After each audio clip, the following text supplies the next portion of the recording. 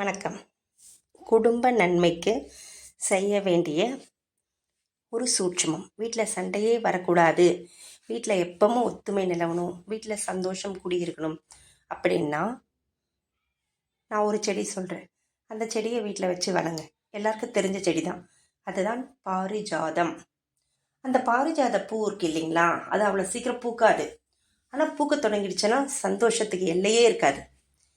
இந்த செடி பற்றியும் இந்த பூ பற்றியும் இதனால் நமக்கு வாழ்க்கையில் நம்ம வீட்டில் நடக்க போகிற நல்ல விஷயத்தை பற்றியும் தான் நான் இப்போ பேச போகிறேன். சேனல் பிடிச்சிருந்தா சப்போர்ட் பண்ணுங்கள். இது உங்கள் சிம்பிள் தமிழ் ஃபேக்ட்ஸ். பொதுவாகவே பச்சை பசேல் அப்படின்னு வளர்ந்து நிற்கிற செடியை பார்க்கும்போது நமக்குள்ள மனசில் லேசான ஒரு சந்தோஷம், மனசு லேசாக இருக்க மாதிரி ஒரு ஃபீலிங்ஸ் வரும்.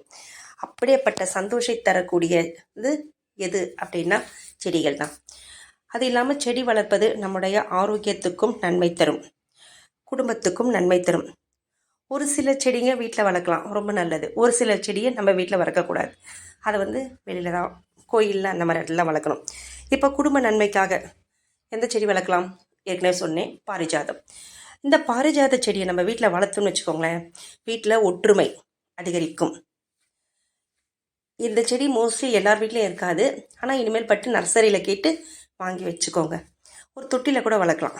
வீட்டில் இடம் இருந்தால் நீங்கள் மண்ணில் வளர்க்கலாம், இல்லாத பட்சத்தில் தொட்டியில் வளர்த்துக்கோங்க.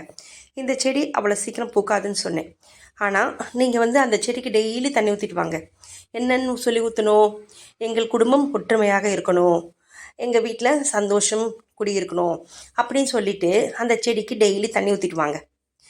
டெய்லி நீங்கள் ஊற்றும் போது இந்த மாதிரி நினைக்கும் பொழுது அந்த செடிக்கு காது இருக்குங்க, அந்த செடிக்கு உயிர் இருக்குது. எல்லா செடிக்குமே உயிர் இருக்குது. அது நம்ம பேசுகிறதெல்லாம் கேட்கும். அப்போ என்ன பண்ணும்? அதுவும் அந்த பாரிஜாத செடியும் கேட்கும். நம்ம பேசுகிறது, நம்ம நினைக்கிறதெல்லாம் அதுக்கு தெரியும். அப்போ என்ன நினைக்கும்? அது நமக்கு ஒரு பாசிட்டிவ் வைப்ஸை நமக்கு கொடுக்கும், நம்ம வீட்டுக்கு கொடுக்கும். அதனால் நம்ம வீட்டில் எப்பவும் போல் அந்த செடி வளர வளர வளர நம்ம வீட்டில் சந்தோஷமும் நிம்மதியும் செல்வ செழிப்பும் வளர்ந்துக்கிட்டே இருக்கும். அதனால் இந்த செடியை வாங்கி வீட்டில் தாராளமாக வைக்கலாம். இந்த செடியில் பூக்காதுன்னு சொன்னேன். ஆனால் பூக்க தொடங்கிடுச்சுன்னு வச்சுக்கோங்களேன், அதை பறித்து நீங்கள் உங்கள் வீட்டில் சாமி படம் இருக்கு இல்லையா, பூஜை அறையில், அவங்களுக்கு வச்சிடுங்க.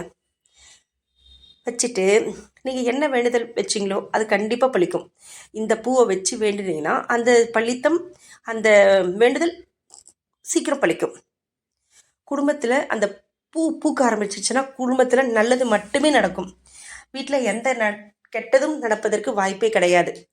எதிர்பாராத சூழ்நிலையில் கூட சண்டை கணவன் மனைவி பிரிவு வந்தால் கூட வீட்டில் சதாவும் சண்டை சச்சரவாகவே இருக்குது அப்படின்ற பிரச்சனை இருந்தால் கூட இந்த செடி நீங்கள் வச்சிங்கன்னா வீட்டில் அந்த மாதிரி சண்டை சச்சரவு வராது, கணவன் மனைவி பிரச்சனை வராது.